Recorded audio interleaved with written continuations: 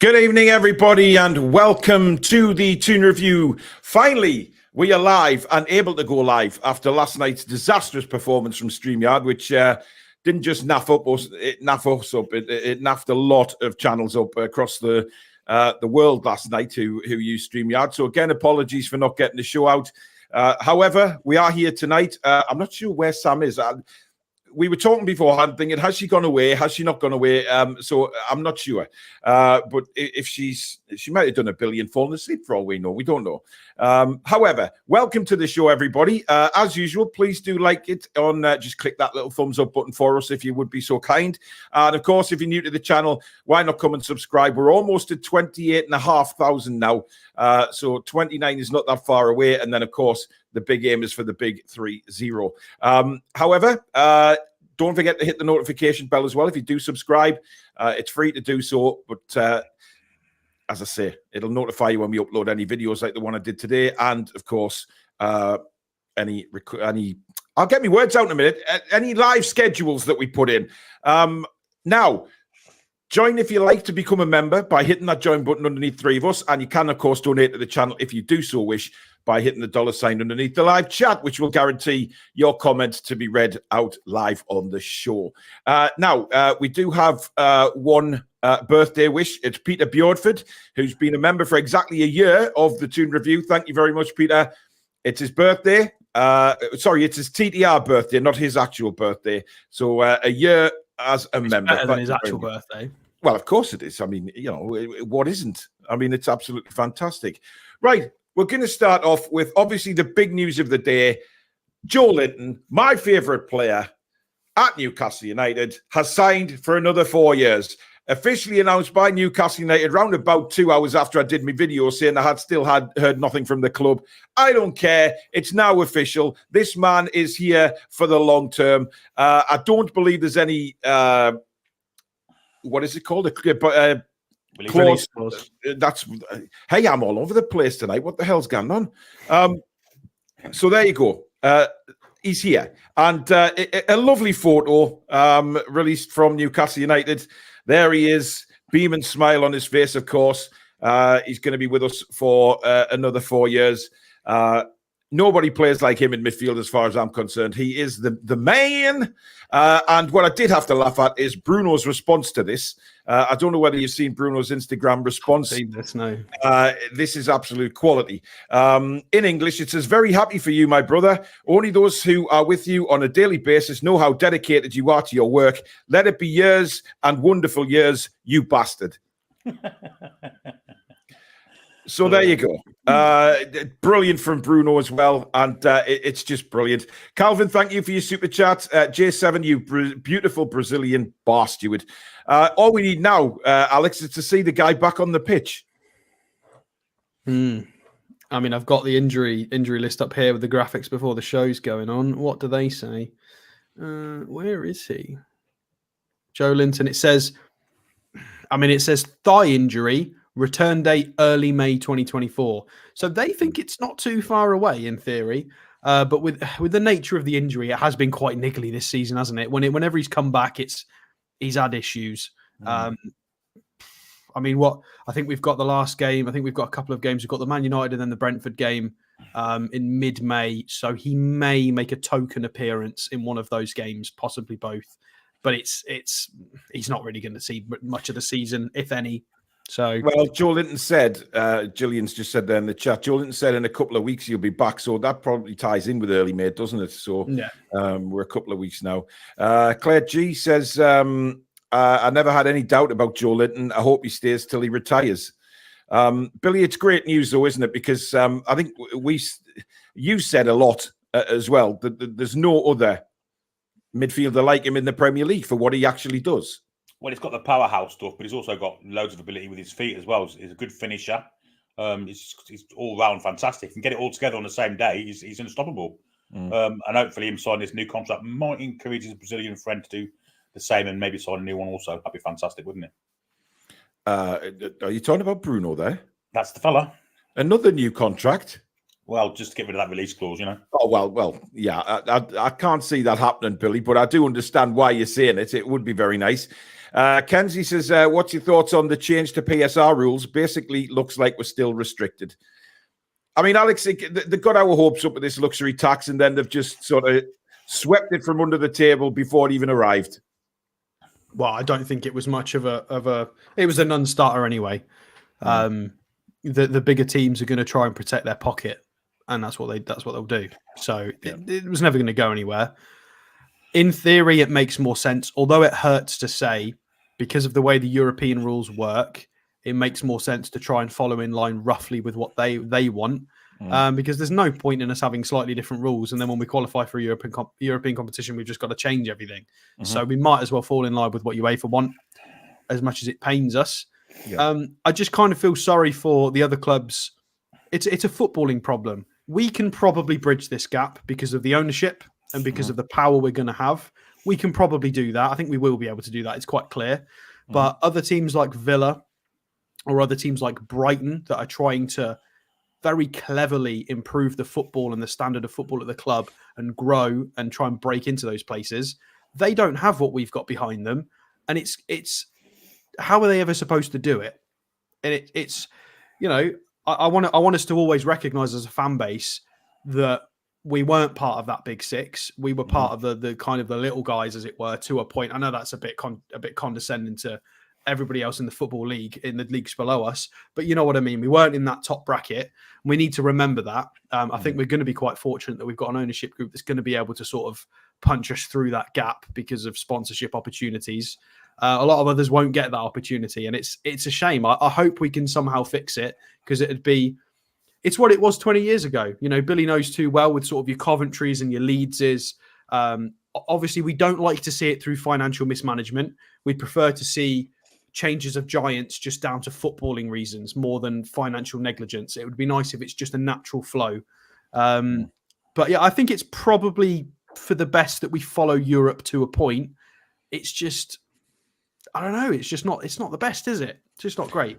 Well, it's not. I think the Premier League are taking a huge risk, because we've spoke about this on many different shows before about how, you know, the Premier League could suffer in all this because of the standard of player that may not come because clubs suddenly can't afford them. But again, in my opinion, Billy, this is all just to protect the golden clubs again. It's just to watch out for the usual, and something's just got to change somewhere along the line, but obviously not yet. It annoys me because last week they were saying 17 clubs were going to back this. Now they're saying it's not going to get anywhere near it. So, and it's same with what happened with our takeover and the sponsorship deals and all this stuff. The big six do kind of attract the smaller clubs, some smaller clubs in the kind of maybe them getting a favour off them or two in the next year or two. Yeah. Definitely happens without any shadow of a doubt. A lone player here, a cheap signing there. And there's no reason for them to do that. It's punishing themselves. Just to cut the nose off, spite the face is the perfect analogy for it. That they're restricting themselves in competitive terms, and it's ridiculous. Yeah. Obviously, some clubs are just happy to stay up, and maybe a loan from a Liverpool, a Manchester United, a Man City, a Chelsea. Let's say Man City, because they're not really involved with those. But that kind of club may keep them up. So yeah, it stinks to high heaven, if you ask me. Something has to be done. When you've got a club that's £1 billion in debt virtually, and they're still allowed to spend what they want, then I don't think it's a fair system at all. Yeah, you have to think there's a problem there, isn't there? Ian Fleming says, Olivia Bernard said on Radio Newcastle that Bruno's advisors have been talking to PSG. I mean, his advisors will probably be talking to everybody all the time. It's what happens in football. It's his agent who was watching PSG the other day because he represents people who play for PSG currently. Yeah. He was in London the other day as well. Does that mean he's going to a London club? Like... his representation is his agent. Yeah. Doug, good evening to you from the Dugout Football Channel. Big friend of the channel, of course, is Doug. Hope you and your good lady are having a ball being a parent. 6 months old now, Doug's little one is. It's absolutely flown by. Evening, lads, on International Parkinson's Day. Keep fighting, Paul. You've got this. Thank you very much, Doug. Really do appreciate that and all the nice messages I've had today about that. So thank you. Indeed. We also had a rather disappointing tweet from somebody who said they weren't going to watch the channel anymore because we brought a lady presenter on, and that we covered the women's team. Really sad. I thought we were out of those times, but clearly we're not. But never mind. Anthony says 3 seasons where the supposed Big Six can spend nothing and the rest can spend what they like. Can you imagine? Niall says Toon Gamer seen him play for Ireland underage. Yeah, talking about Heffernan. Yeah, he's been training with the first team. Mark Wagstaff says we've always done it the hard way and we'll do it again. Colin, good evening to you. Julie J says, I think if Bruno went anywhere, it would be Real Madrid or Barcelona. Well, I'm convinced it'd be Real Madrid, but again, we can only speculate. As far as we're concerned, he's going bloody nowhere. Southern Geordie says, teams being deducted points for arbitrary rules is absolute nonsense, especially when considering inflation hasn't even been taken into account. Well, it's just, again, just to fit the big boys. Peter says it'll be interesting to see what money is spent in the summer transfer window by each team. Tom says there's definitely some small clubs right up the hoop of the Big Six, silly bastards. Do you believe that, Billy? Do you think there is certain clubs that pander to the bigger ones? Oh, 100%. I just made the point, didn't I? That hoping for a favour here or there, maybe get a loan that will keep them up or push them up the table a little bit. It definitely happens. It's definitely happened for longer than what we can think of as well. Yeah. You know, when we were trying to get our takeover, it wasn't just Liverpool. Teams like Leicester City, for example, you know, they had their sponsorship deal on the ground. Then they wanted to vote against it, so we couldn't get ours. You know, it's all very cloak and dagger, but there's definitely teams right up the hoops of the Big Six, no doubt about it. Yeah. Well, of course, as Drew says there, Sheffield United are the latest team now to be linked. But that apparently will only hit them be deducted point when they get promoted again. Yeah. Oh, sorry. Yeah, when the next back in the Premier League. Is that how it works? Because it won't. That's what it said. When they're next back. So I don't know. I don't know whether it means if they stay up, they'll get the deduction next season. If they go down, they'll have to wait till they come back up and start with the points deduction there. It wasn't quite clear. But then again, when is anything ever bloody clear when they do things like that? Ian Toon Trader, good evening. Thank you for your super chat. Pathetic comment. Walk Lady Sam is mint, Paul. Well, absolutely, she is. Really good addition to the channel, no matter what sexist pigs say. But, we'll always get them. Niall says Lady Sam can talk football better than some of females on TV. Julie says the vote was still substantial for a change on FFP, PSR, but timeframes are the issue. Enrico button in a boot of having to sell Isak. Yeah, I covered that in yesterday's video. I seen it and I was like, Jesus Christ. I mean, at first, I don't think he's having a go or a dig. I just think he's trying to look at Newcastle's FFP situation, Alex, and think, right, well, where can Newcastle gain revenue? And it's simple to look at the top players like Bruno and Isak. That's where they're going to generate revenue if they need to buy extra players. I don't think he was having a go at Newcastle. I think he's just misinformed and he doesn't really understand the situation. So, we've obviously had the conversation about people having a go at female pundits. I think people just need to have a go, not necessarily have a go. We don't want to abuse anybody. That's not fair. But call out poor and misinformed opinions regardless of gender, because that was extremely misinformed. Why would we cash in on basically no profit on one of the most promising players we have in the squad? Him and Bruno are the two most important players to this team. The entire squad. He's 24 years old.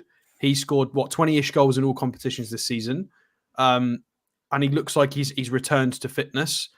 It makes absolutely no sense. I'm all for flipping a player for a lot of profit. The Bruno situation makes a lot more sense when you talk about it out loud. We paid 38 plus it rose to a bit more, 40-ish, maybe possibly more than that, and then we've got 100 release clause in there, which makes a lot of sense. It hurts, but it makes sense financially. Whereas people are talking about Isak and selling him for between 70 and 90. Well, we paid 70 for him. Are people mad? It's not going to move the goalpost at all. It's not going to help. It's just a very misinformed opinion for somebody who should know about football. It was a club he represented. You need to understand what you're talking about. It's the prime reason why I don't take part in the female shows at the moment, because I haven't watched the female game enough to comment on it. And I don't want to be misinformed.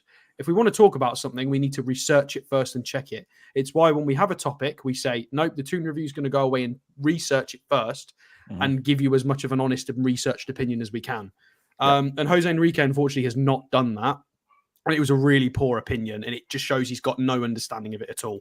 I'd much rather people go and listen to things like The Athletic and stuff, where they actually do proper research. These are people that have not played the game, a lot of them, but do research into it and know what they're talking about. So I'm sorry to Jose Enrique. I'm sure he's a lovely guy, but it's not the first time he's had a stupid opinion on the club. And it's just getting boring now because they get paid a lot of money to chat absolute nonsense. And there's people who obviously, I'm football obsessed. You guys are football obsessed. We research this all the time. But there's a lot of people that work very hard and have got families and don't have time. And they like to be able to open some news and get a decent opinion. And that was rubbish. So, in the bin, please, Jose. Terrible, mate. King Hoddle says those pesky gooners are sniffing around Isak. Well, look, I'll put it this way. There'll be clubs sniffing around our players and we'd be sniffing around others. You know, it's the way football works, guys. It just is. We'll be looking at players just like other teams will be looking at our players, and it's just a merry-go-round of rumours and stuff like that. But, I mean, Billy, you know, we're not stupid fans, are we? We do know how FFP works and that the revenue we have to generate. We don't know yet what the revenue is going to be next season from, I don't know whether the Champions League money is there, the Adidas money's there. Obviously, seller money and Noon, etc. They are starting to gradually get a lot of income. Absolutely, and there's more to come on top of that, no doubt about it. As for the Isak thing, if anyone wants to buy Isak, the way he's played for us, I mean, the amount of goals he's scored for us, you're going to double his price straight away. I think you're looking at 120 to 140 million pounds, and I don't know how many clubs in England, certainly, or even worldwide, that would afford that. So I don't think he's going anywhere. And Enrique, you know, I always thought his nickname was about his rampaging style running forward, but clearly not. Clearly, he just talks a load of ball. Indeed, fair enough. Right, let's move on to the game on Saturday. Of course, it is another early kickoff. I hate these lunchtime kickoffs with a passion. I don't think we play particularly well in them. Whenever we are, just like the 5:30 kickoffs on a Saturday, we just like a 3 o'clock. And mind you, we didn't like a 3 o'clock in the first half an hour at Craven Cottage, by the way. But we got through the game and we got 3 points and we won. I'm not going to the game. I will be doing Matchday Live with Billy. I still stand by my stance. I will not be going back to St James's Park until I've had a full apology from the football club, which I still have had nothing from. Big shout out to Pete Davey from Loaded, of course, who is with the NUFC. He's been in touch, and so has Lisa from the board there. I've sent them an email with exactly what's happening. They've contacted the club on my behalf as well, but I still haven't had anything back from Newcastle United of an apology or anything like that, and I will not go back in that ground until I get that apology. That is my stance. That is my belief, and you know, I'm sticking up for the disabled here. I am not going to go through that treatment. How do I know that I'm going to go through that gate again and then bang, it happens again? And I won't be able to hold my temper this time. So, so me and Billy will be doing Matchday Live. That will start at noon on Saturday. But I mean, Alex, one little thing, by the way, just to back up, because obviously I went on a little bit of a rant there on Jose Enrique. So I'd like to provide a little bit of data, just if anybody kind of swings back on that. He mentioned that he was injured for Real Sociedad a lot as well, which is not true. He was there for 3 and a tiny bit seasons. And his injury record there, he missed 5 matches in 3 and a bit seasons. I think that's fine. That's an exceptional record. Nothing wrong with that. Total of 26 days. Well, apparently he said that the reporters or the press over in Spain were of the opinion that's why the big boys like Barcelona and Real Madrid never looked at him because of his injury record, which I found very, very strange. It's a total of 26 days according to Transfermarkt. So... Yeah, very strange. Anyway, sorry. I mean, look, Saturday is not going to be an easy game, Alex. We've got Tottenham. They are challenging for a place in the Champions League next season. They've had a couple of good results recently. They're playing well. Ange has got them going. Yeah, I mean, I'm sure there's one going to be in the chat, but we had this conversation at the start of the season in pre-season about predictions and how Spurs were going to be. Everybody was poo-pooing the Spurs season, and I kind of stood alone in that camp of saying, I think he's got a good set of technical players, and I think he's got a good style, and I think he could probably get a tune out of them. And I was fairly alone in that, and I feel like it's kind of been proved nearly right. Maybe they could have had slightly better season. I think they were kind of done in a little bit by a few key injuries to important players like Maddison earlier on in the season. They did kind of drop off a little bit from that initial run where they were top for a while. But, Heung-min Son's on 15 goals as the top scorer. Richarlison's on 10. So, there was a time when he couldn't score anything. But now the memes have kind of dropped off about him. They play in nice shape. They've got technical players. They've still got Bissouma in midfield who's being used. They've moved away from the horrible shape that Conte was playing, and the players that were mocked for mistakes such as Porro and Udogie, who of course we all watched when we did the sort of under what was it, the Euros under 23s, under 21s in the summer. We watched him for Italy, and he made a hash of a few things. They've kind of started playing a lot better. They're definitely in their stride. And Doggie's French. And Doggie's French, is he not?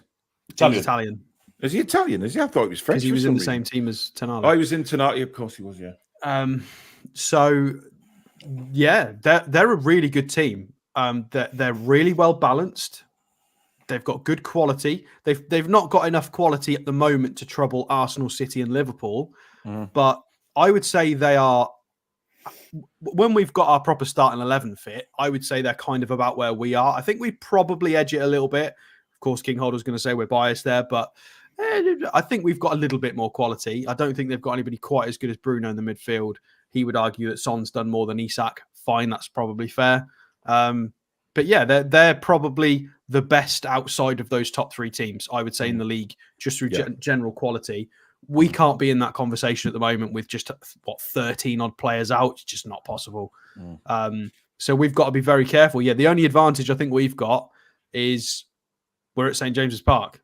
And we've got a few players in good form and confident, like Isak and Gordon, which is very helpful. King Hoddle says, I can't predict this game. We haven't quite replicated the dominance and fluidity we demonstrated against you in the reverse fixture, and your home record, despite everything, is very strong. It is. Marx is not easy, but winnable. Keith says, we don't have to sell anybody. I can't stand the conspiratorial nonsense that gets tossed about. Why in the hell would we dump foundational components of our team? There's no need.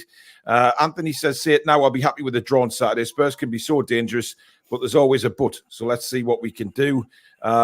Spurs poor last game against Forest. Niall says, I am worried about Saturday because we don't seem to perform against a 4-2-3-1 formation. Well, one player, Billy, that will be probably in the lineup is Sean Longstaff. Now, if anybody watched the earlier video I did today, I was absolutely astounded by his interview with what he actually said.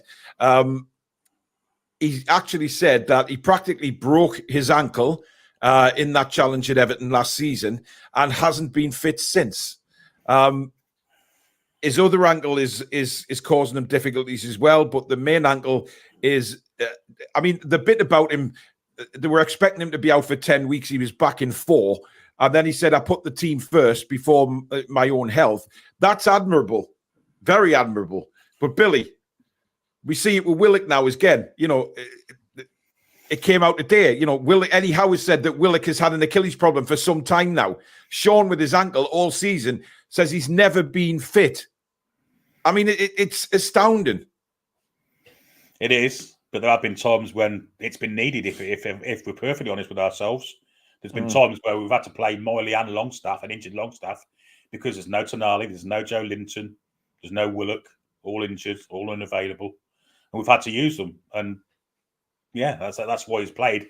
I find it strange that we've had mixed messages, both from the manager himself. He gave 2 different messages in 2 weeks, and now a different one again from Sean Longstaff, who's gone back to the original Eddie Howe point about him having injections and stuff and being injured.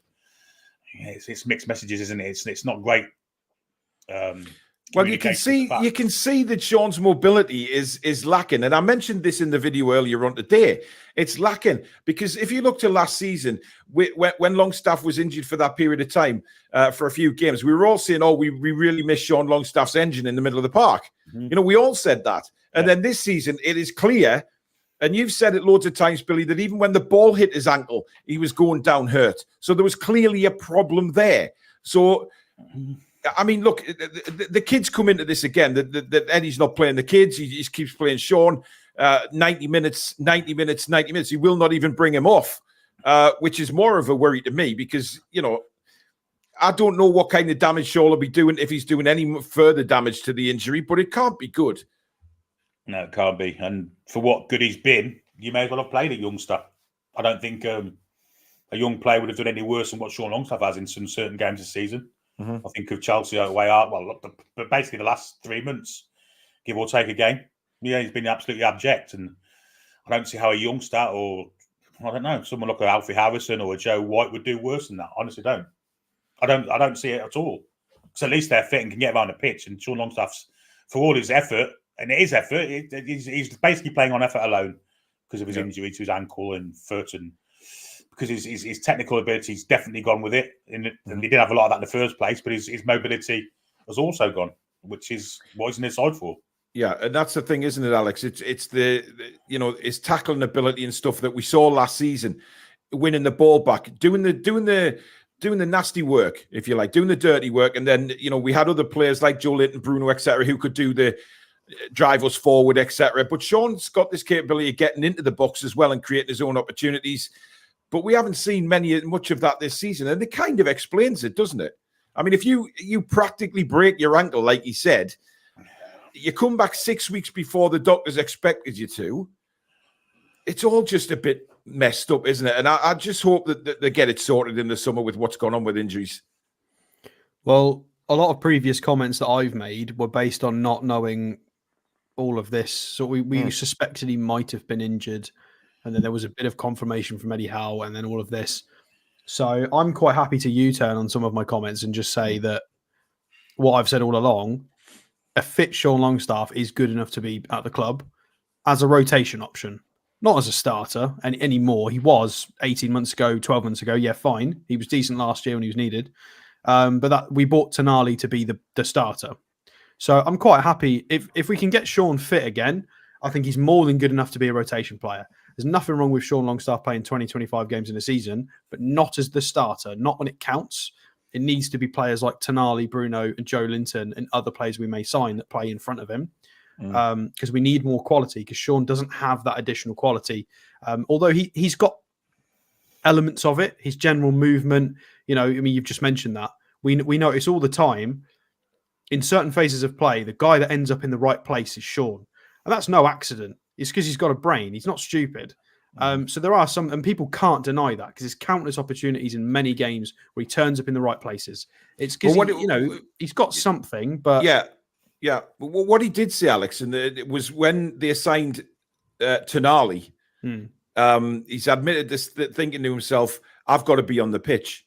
I've got. There was a period where he didn't want to lose his place. Yeah, there was, but he had a very slow start. If we remember at the start of the season, because pre-season was poor, wasn't it? And then he took 2 or 3, maybe 4 games, and then after a few games into the season, he hit his stride, and he was very good for a period of time. He upped his game a lot, and then it's just all gone down the toilet basically. So unless we get a decent bid for him would be helpful because it's pure profit.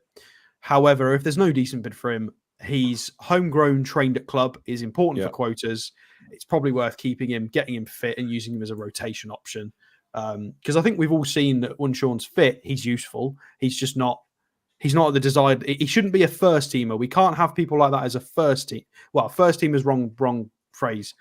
A starter, starting every game. You can't qualify for the Champions League by starting Sean Longstaff every match. I think that's fair. I think that's fair to say. But I think he's good enough to be in the squad that does that, definitely.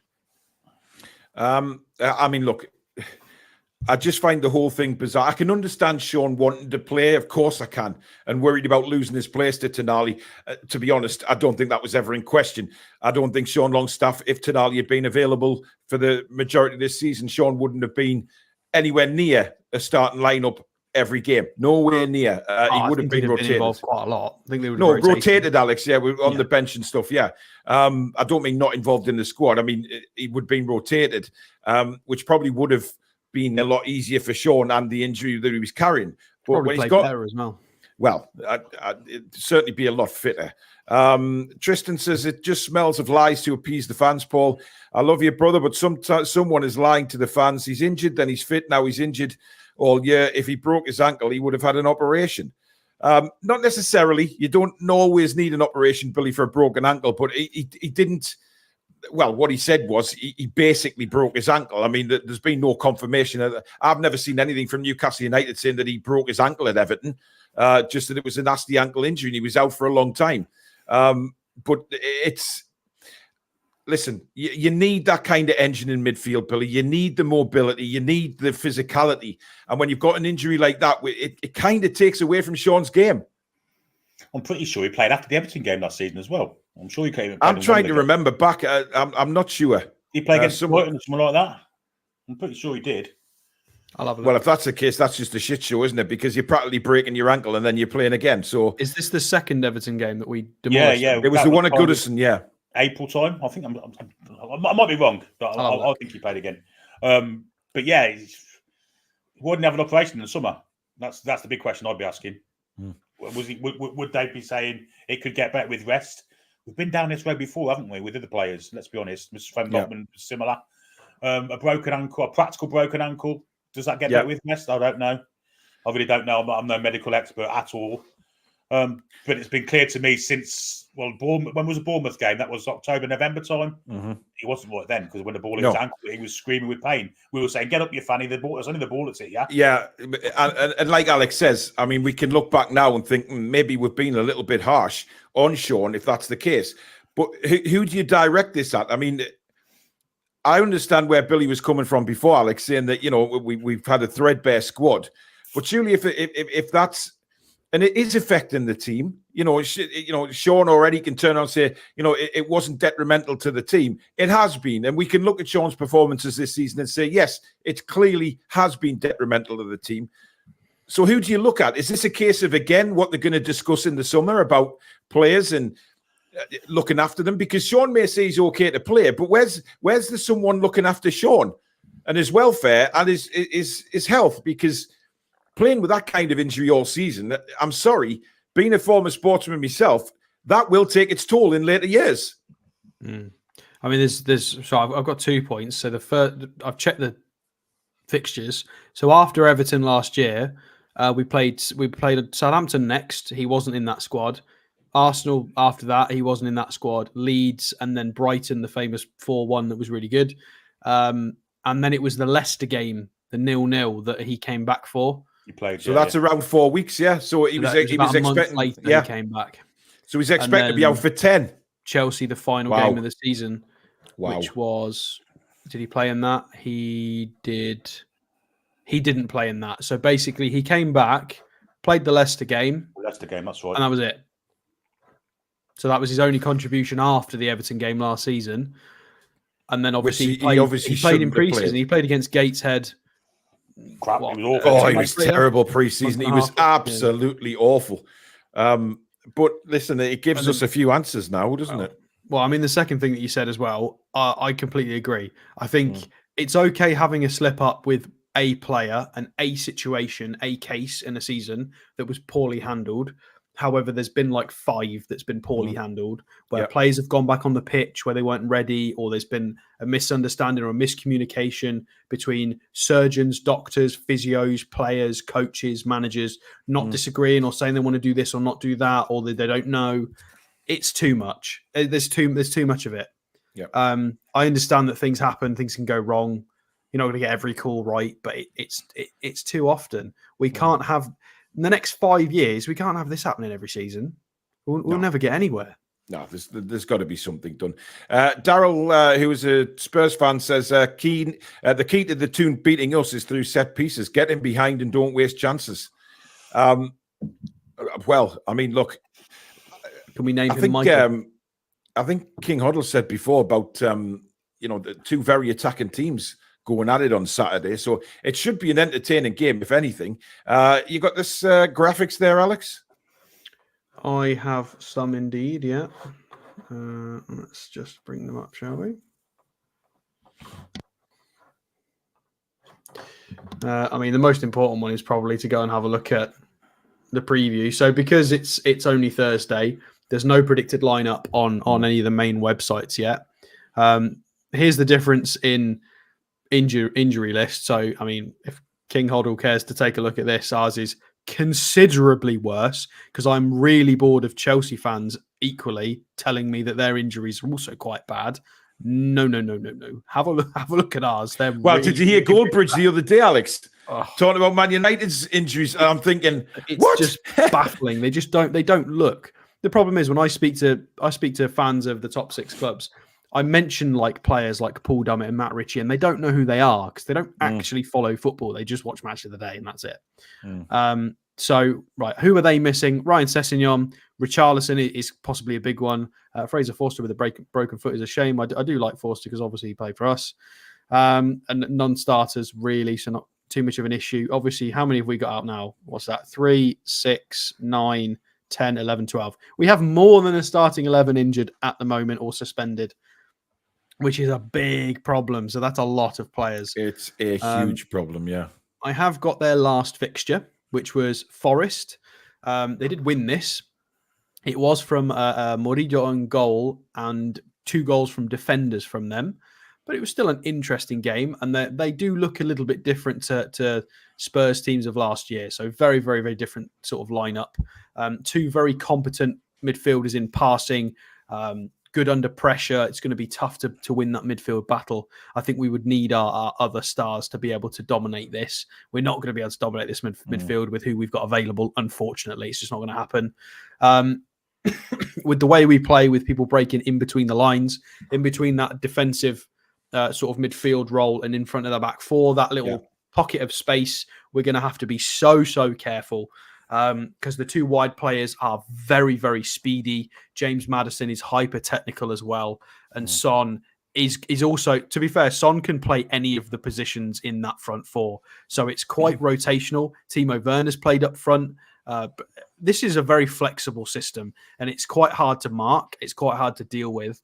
And if we actually look at the average positions as well for Spurs in this game, you've got 8 is Bissouma. So in behind the forwards. And then you've got Pepe Sarr has actually gone on the right-hand side with Porro and Brennan Johnson.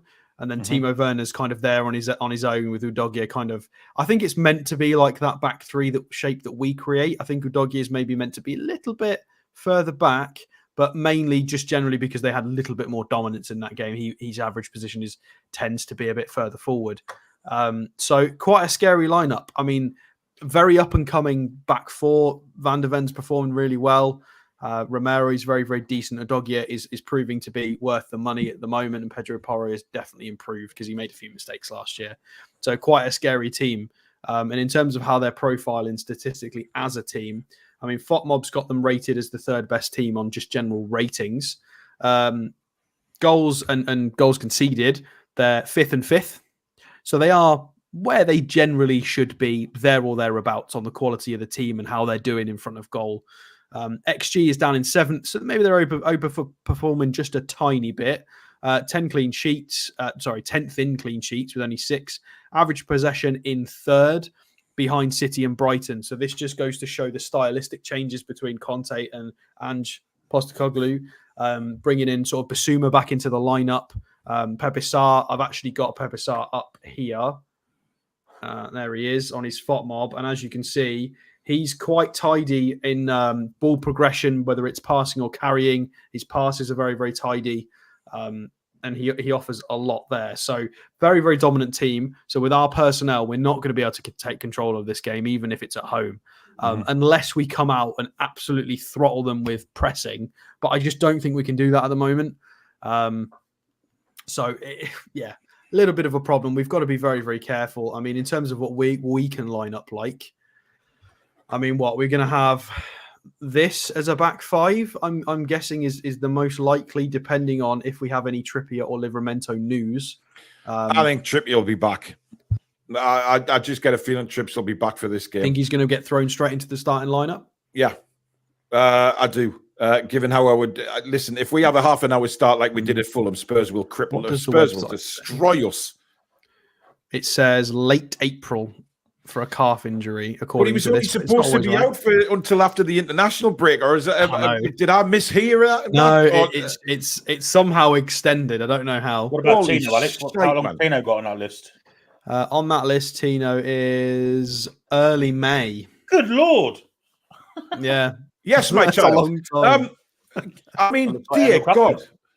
Well, look, it was supposed to be Trippier was after the international break. They didn't want to take a chance on him. They wanted him to rest over the international break. Livramento was the same, couple of weeks. And then then Miggy was 4 weeks. Then that went back to 2, and then that went back to 4. I mean, Jesus Christ Almighty! It's a farce. It is a farce. This injury situation. I just mental, man. I don't see a starting lineup that isn't this. No, because obviously Willock's had a setback, so we can bin him off over there. Sorry, Joe. I mean, our bench is going to be probably one of the worst of the season in this game, guys. We've had some poor benches in these preview shows, but I think this might top it. So let's move Trippier away. I mean, even Sanusi's injured, so we can't even give him as an outside shout. I mean, Karius, I'm not even going to bother writing him because obviously we're going to have a goalkeeper on the bench or 2. Well, he might put 3 on this time. Who knows? Just to fill the bench. It's going to be Gillespie, Karius, Alex Murphy, Jacob Murphy, Paul Dummett, Matt Ritchie, and Joe White. Everybody in chat, who am I missing? Does anybody else exist? I can't remember. Unless Matt Target decides to pull through, maybe make an appearance on the bench. Pull through. He's not on a bloody ventilator, mate. Jesus, give him. I feel like this may be a bridge too far in that we actually see Harrison or somebody. Well, Heffernan's been training with the first team this week, so I expect that's to put him on the bench. Exactly. This is what I mean. I mean, what Parkinson, Alfie Harrison. Somebody's got to. I mean, aren't they officially going to release Ben Parkinson? Wasn't he on the release list? No, he wasn't on the list. He wasn't on the list. No. Okay. No. I guess it's so. Yeah, Parkinson, Alfie Harrison, Heffernan. Yeah, I mean, there's nobody else unless Jason. A of that and a Troy list. Yeah, Matthew will think that Murphy will start. I can't see Murphy start. No way. Amadou Diallo. I don't want Diallo on the bench. He's getting released. I don't want him on the bench. Well, there's no point I'm in sure that. He's a lovely young man, but I'm not. I don't want us to give minutes to people that aren't going to be here. Surely you've got to put the likes of Harrison on, who are going to be the future. I mean, look, I don't think Murphy should start. I love Murphy, but he was dreadful. He was dreadful at Fulham. No other words for it. But when Gordon came on, we looked such a different team, which I think surely Eddie will start with that front 3 on Saturday, because if we're going to have a chance of winning this game, we have to have that front 3, because King Hoddle said that particular 11 doesn't scare me except the front 3. I mean, excuse me, put some well, yeah, but I think he means I think what he's meaning is an attacking force, Alex. No, Bruno's not really an attacking force, although he scored the winner for us last week. Because Fabian Schär hasn't hit a 30-yarder. Oh, I would let him jinx it. Let him jinx it. Yeah, let him jinx it. But I mean, we can't go with any different team than what that is. Surely, the problem is with this is out of this front 3, we can probably only bring off 1. So Jacob Murphy can come on as a replacement. So two out of these 3 are going to have to play 90 minutes, at least. So, and you would imagine it's going to be Jack and Gordon because Barnes is returning. You would generally think that was. Well, I would think Isak's fit enough to play. Well, I hope so. So these 2 are going to have to, none of this emptying the tank for 70 minutes and coming off. They're going to have to, and this is a problem because it means they can't go mental because they're going to need to play the entire match. Likewise with the midfield. obviously, you would imagine Anderson can't play the whole game. So you've got what? Joe White or Matt Ritchie are going to have to come on and play in an 8 role. Bruno will stay on, but it's a case of Anderson or Longstaff are going to have to be substituted for one of these two if there's a problem. And it's just not a lot of options, really. And that really does downgrade the quality of the team. Well, I say quality. Matt Ritchie's got a lot of quality. He's just not got a lot of speed anymore. That's his main issue. And then, I guess the defenders isn't too much of an issue. But even then, if we get defensive injuries, we are bare bones. Absolute bare bones. Hey, we've always got Paul Dummett, man. Come on. Let's have a bit of faith in him. What if Emil Kraft gets injured? What do we do then? Well, Dummett will go right back, won't he? Jacob Murphy will. Oh, Jacob Murphy, yeah. So we do that, yeah. And then no attackers can come off then. And then what? Paul Dummett goes on the wing, and then we lose the game, Alex. I mean, it's awful. It's an awful situation. What worries me the most about? I mean, all that injury stuff is bang on. It is really worrying.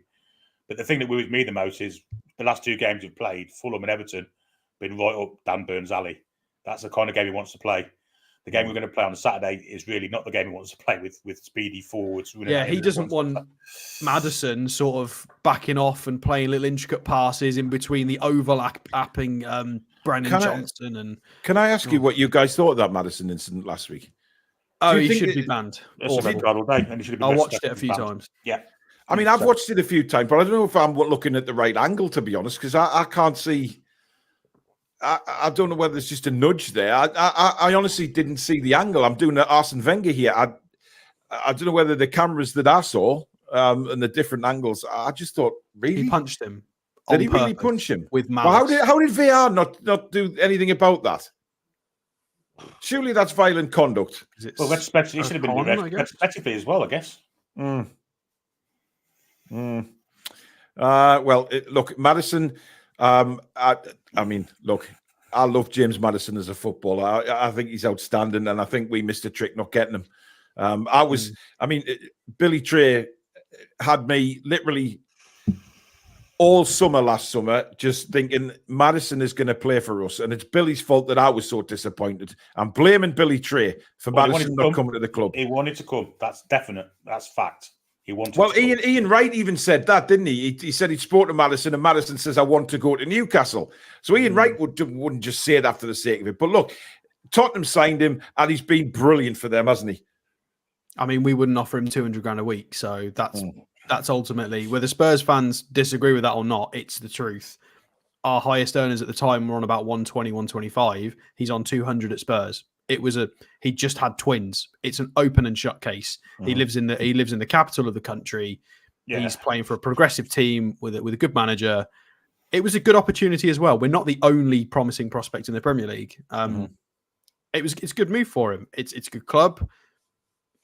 Yeah, it's just a shame, but he the money is a factor, and it was a lot more than he was going to get for us at this moment in time because we have a wage structure. His wife wanted London as well. That was another kind of part of it. But yeah, Julie's put that in the chat. That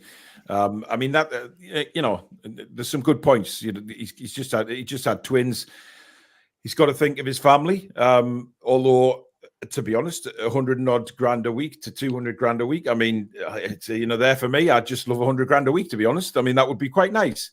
But he's one of those players that can unlock defenses, Alex. And I think the way Spurs play, it plays Maddison's game. He's very involved, isn't he? Which obviously helps Tottenham immensely. Yeah, well, Maddison is going to be a lot better in a possession-based system because he's going to get to try magic tricks a lot more often. You two were in sync then. That was really creepy. I don't know if everyone else noticed, but they just did that exactly at the same time. Anyway, yeah, it suits his game a lot more than at Leicester because obviously he was having to be hyper-clinical in counter-attacks at Leicester, especially towards the end of that sort of stint. Whereas at Spurs, they're set up in a much better way for him.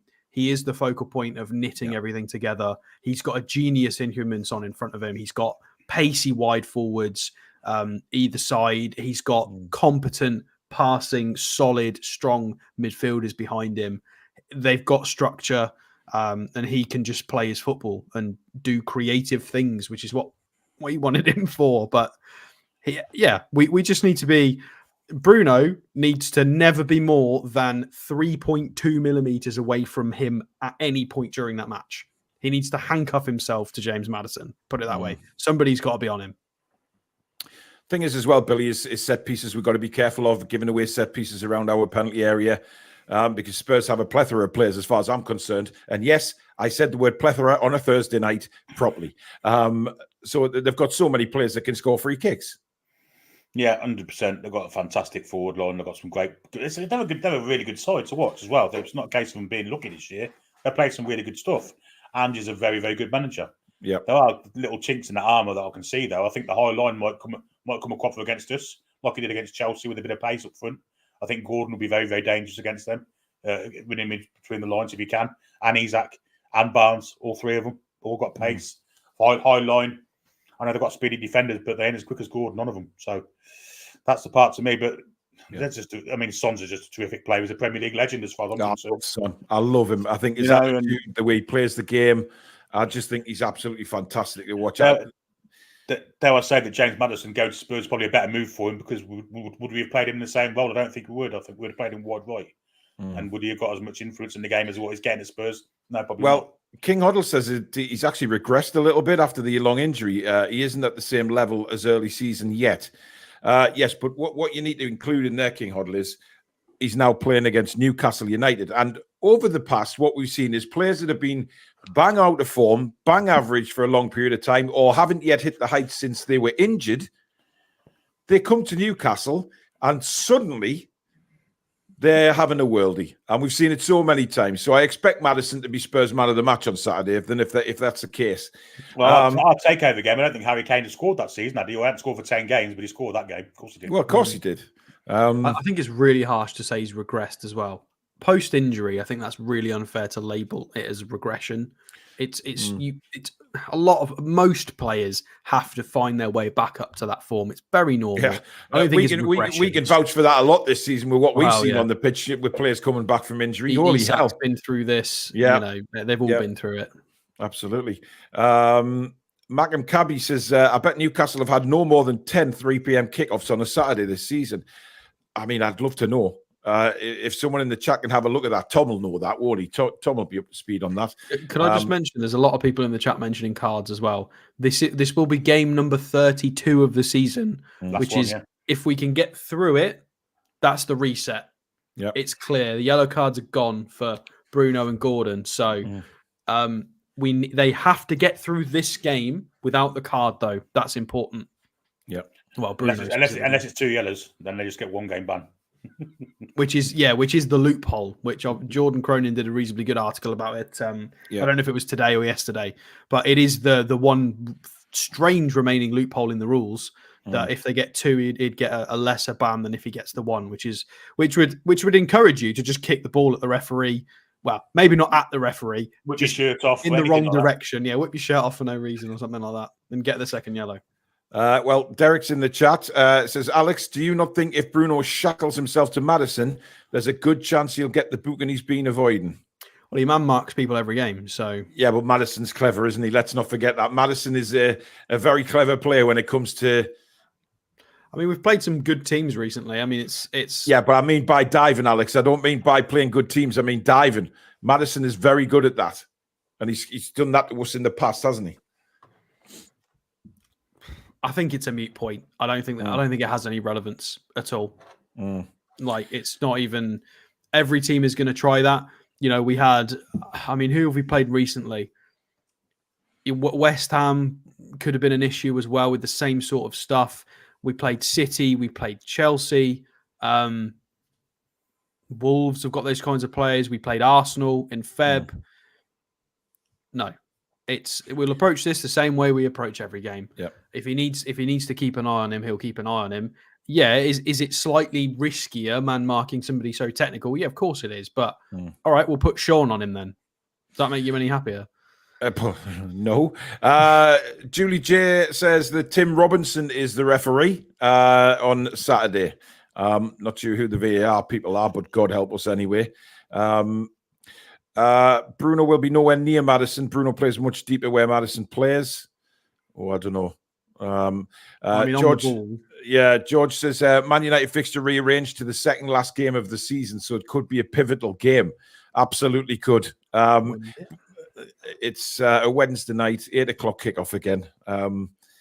So those travelling fans have got it all to do again. John says, time to unravel the spuds, knitting NUFC, the mighty mags upset us. Alex, hark thy...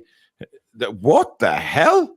Valhalla beckons. I had no idea what you're on about, John. Sounds like some Viking war cry. It seems that way, yes. I mean, you just feel like getting your bloody forks out and your hats and stuff, and they're not hats. Yeah, those famous Viking weapons are the forks and hats. Hey, look, we're in the modern day now, Alex. Let's, we can't be saying spears and shit. They're just never mind. Spears and shit. Also good weaponry. Yeah. Johnson Street realising that I'm spot on, the voice of reason on the Toon review, of course. Madison is a bloody cheat, and he had his moments doing that for Leicester against us back in the day. Yes, he did. Of course, with the dive. Right. So I believe the team that we saw earlier is the team we're all going for. Again, because there's simply nobody else to pick. Well, that's what he wants, unless he picks Murphy on the right side and Gordon on the left. But I mean, what are the different options that he could go realistically? I mean, as Billy said, I can't. I'd be so no. I want to see Barnes start and Gordon. I want a front three that'll scare people. Murphy.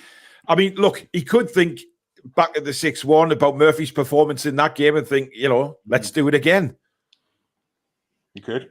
Absolutely, he could.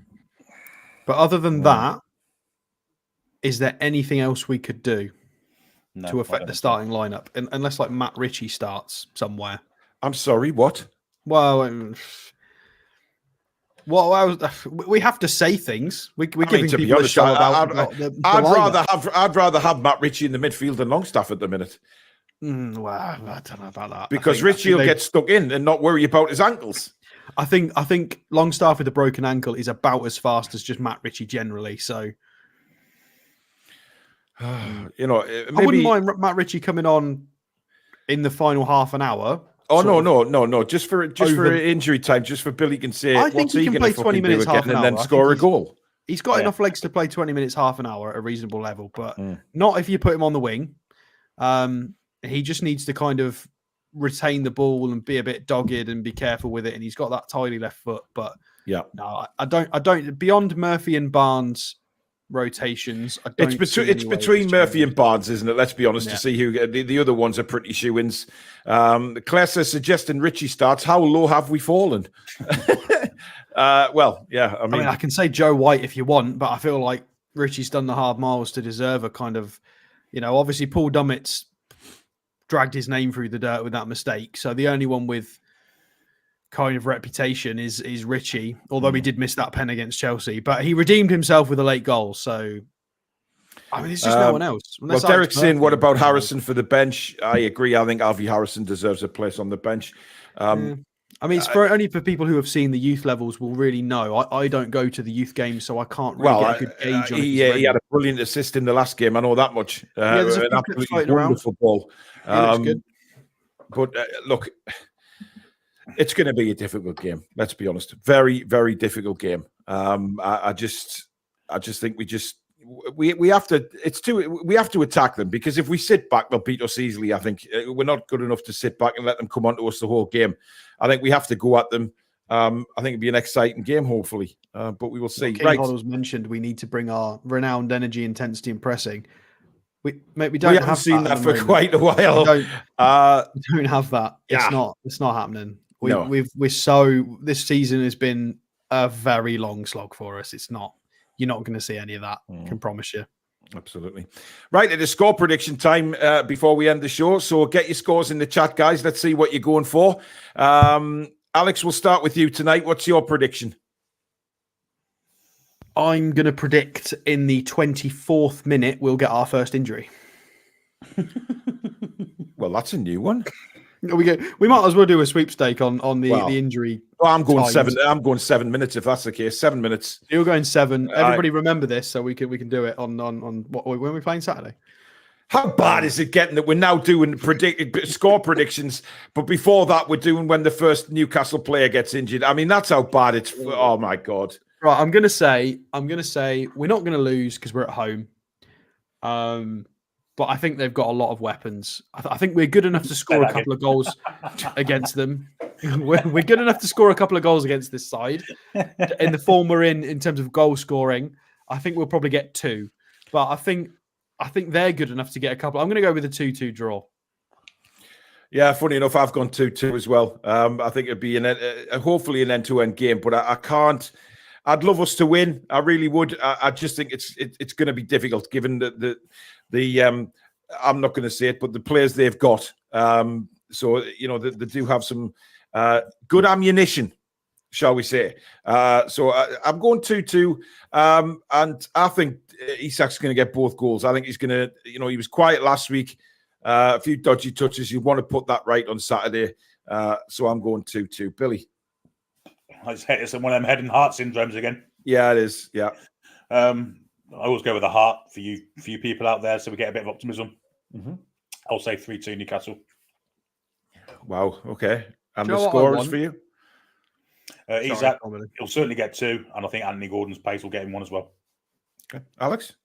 I was just going to say, do you know what? This has got written all over it. We could do with a break. We could do with one of them doing something stupid in the first half and getting sent off, and then we can just get a win.